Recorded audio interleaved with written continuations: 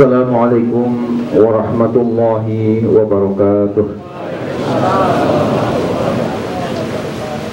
Para habaib yang lainnya yang saya belum hafal semuanya, mudah-mudahan hadirin di semuanya mendapatkan curahan rahmat, ridha dan maghfirah dari Allah Subhanahu wa taala. Amin ya Allah ya rabbal alamin. Hadirin rahimakumullah, kajian fikih kita pada malam ini sesuai dengan urutannya, yakni makruhatul azan.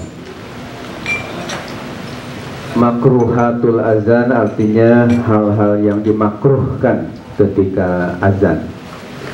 Jadi hendaknya dijauhi, dihindari. Karena walaupun tidak sampai dosa, enggak sampai haram, yang namanya makruh ini artinya yang dibenci atau yang tidak disukai. Oleh karena itu sebaiknya muazin harus menjauhi hal-hal yang dimakruhkan ketika azan ini. Di sini ada 8 macam termasuk makruhatul azan. Yang pertama adalah at-tamtitu, at-tamdid, yakni terlalu memanjangkan lafaz-lafaz dari azan tadi. Jadi kalau panjang boleh, tapi kalau keterlaluan ya panjangnya, ini hukumnya makruh. Yang kedua, al-kalamu asna'ahu li ghairi maslahatin. Artinya al-kalam berbicara, asna'ahu itu artinya di tengah-tengah azan. Li ghairi maslahatin, karena bukan adanya kemaslahatan, karena tidak adanya ya kemaslahatan. Jadi ketika misalnya azan, katakanlah misalnya seorang sedang azan, Allahu Akbar, Allahu Akbar, ya tengah azan, kemudian misalnya ada temannya masuk ke masjid, kemudian muadzin ini melihat langsung, ya, ente kapan ya kesininya sendirian atau dengan teman? Wow, ini ketika tengah azan malah ngobrol ya, malah bicara. Ini tentu tidak dibenarkan atau hukumnya makruh ya, tidak disukai. Yang ligori maslahatin, tanpa adanya kemaslahatan. Tapi kalau misalnya ketika sedang azan melihat ya ada temannya, katakanlah misalnya di depan muadzin ini sedang selesai dari lafaz yang satu, katakanlah misalnya setelah asyhadu an la ilaha illallah misalnya, kemudian ada temannya lewat, ada kebetulan masjidnya misalnya sedang direnovasi, sehingga kalau nggak dikasih tahu khawatir terperosok ya, misalnya jangan ke situ jalannya ya, khawatir nanti bahaya. Nah sedang azan, nah kalau misalnya ada kemaslahatan, bicaranya itu memang berguna, nah ini tidak dimakruhkan. Tapi kalau ligori maslahah tadi tidak ada kemaslahatan, ngobrol atau ngomong, ini jelas hukumnya makruh ya, tapi tidak membatalkan azannya, tapi dimakruhkan. Kemudian yang ketiga, tarku ijabatil muazzin, meninggalkan menjawab ya orang yang sedang azan. Misalnya ada orang yang sedang azan, ya kita enggak mau menjawab kepada yang azan tadi, dibiarkan. Ini jelas hukumnya makruh juga. Yang sunnahnya ketika mendengar ada yang azan, kita ikuti atau jawab azannya. Yang keempat, kaunuhu qa'idan aw raqiban illal musafir. Artinya kaunuhu qa'idan, keadaan ya azannya itu qaidan sambil duduk. Sambil duduk ya, padahal dia mampu berdiri malah azannya duduk. Ini makruh hukum. Au raqiban atau sambil naik kendaraan ya, naik binatang misalnya, azannya tidak berdiri tapi sambil ya nunggang kendaraan.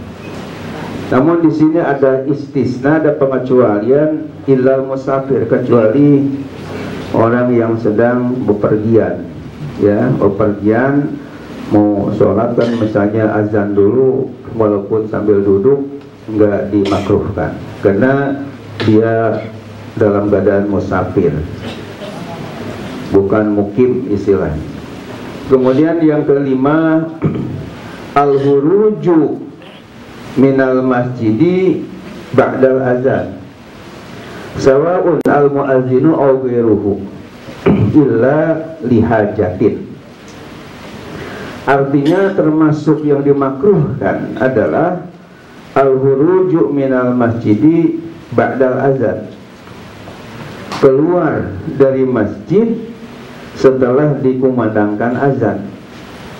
Sawa'un, sama saja, al-mu'adzinu, baik muadzinnya itu sendiri au ghairuhu atau selainnya, illa lihajatin, kecuali karena ada keperluan. Jadi artinya setelah adzan itu dikumandangkan, hendaknya kita ada terus di dalam masjid sampai qomat ya, sampai sholat berjamaah. Jangan setelah azan dikumandangkan ini malah keluar dari masjid ya, baik yang keluar dari masjidnya tadi itu adalah muazzinnya itu sendiri, setelah azan dia malah keluyuran keluar masjid, atau ghairuhu, selain dia, selain muazzin ya, artinya kita yang ada di masjid setelah azan dikumandangkan malah keluar dari masjid. Ini dimakruhkan hukum.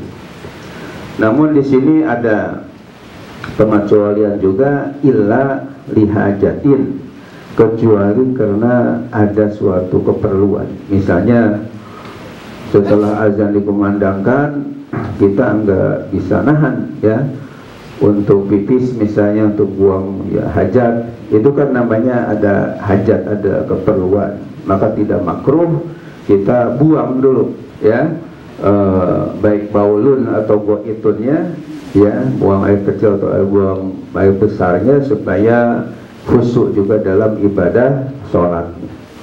Tapi kalau nggak ada keperluan seperti tadi ya, hanya ingin keluar aja gitu, ngasok dan sebagainya, ini hukumnya makruh.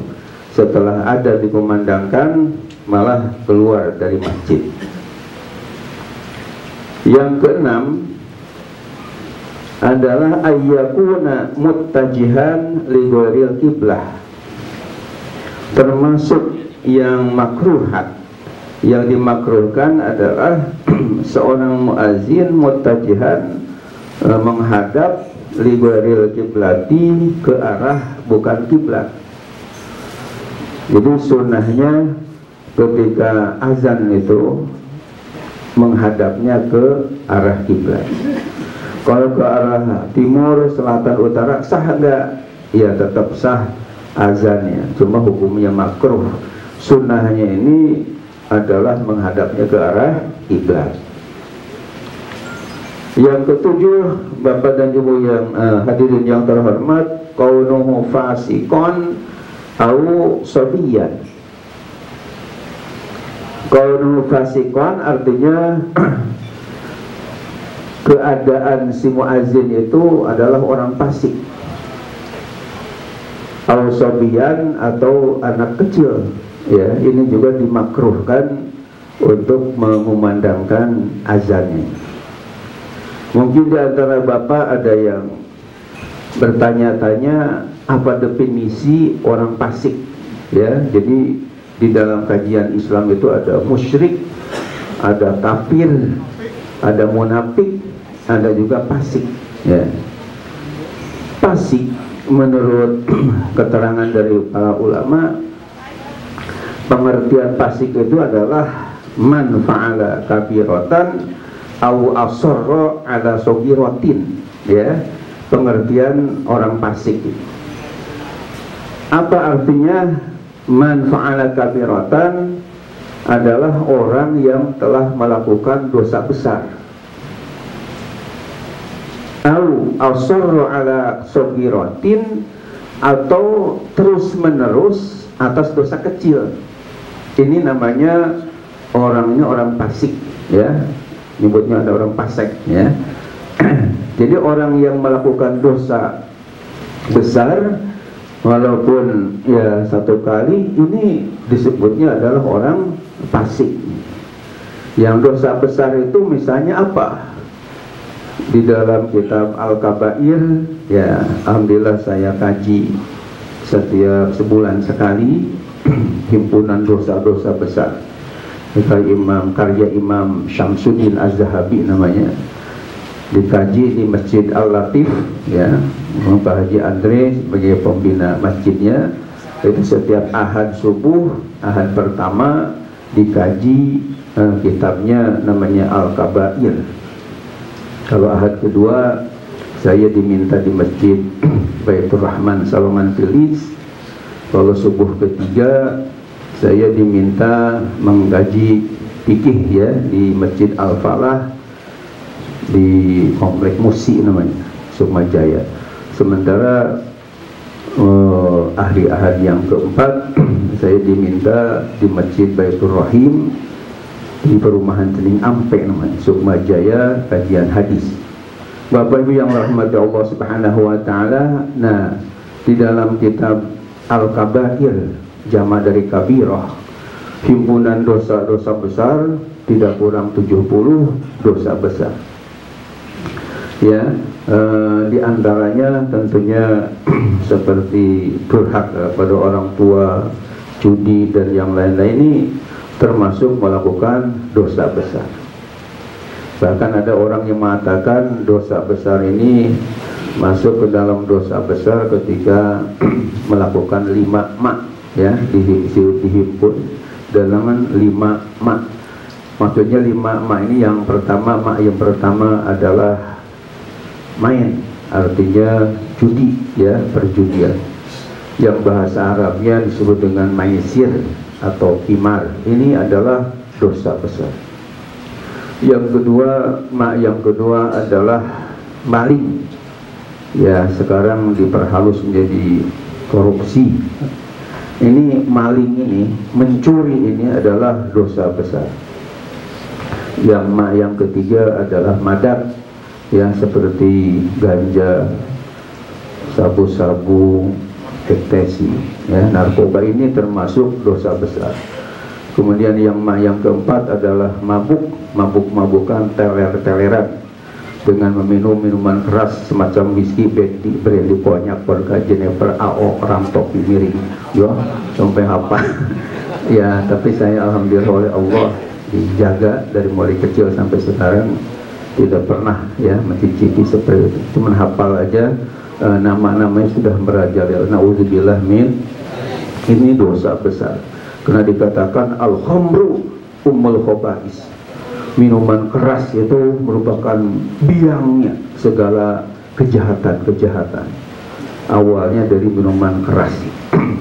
Sementara yang kelima, madon, mungkin diambil dari bahasa Jawa wadon. Jadi perempuan, perzinahan ini jelas merupakan dosa besar.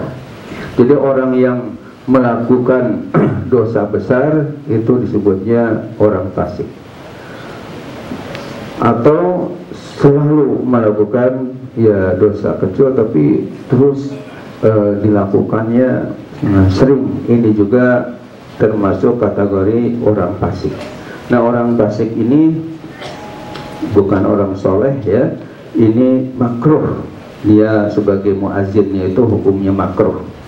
Al-sobiyan atau anak kecil, yang dimaksud dengan sobi di sini adalah orang yang belum balik, ya, orang yang usianya belum balik, jadi muazin karena mungkin suaranya bagus, ini boleh-boleh saja jadi muazin, tapi hukumnya makruh karena dia belum mumayyiz, belum balik.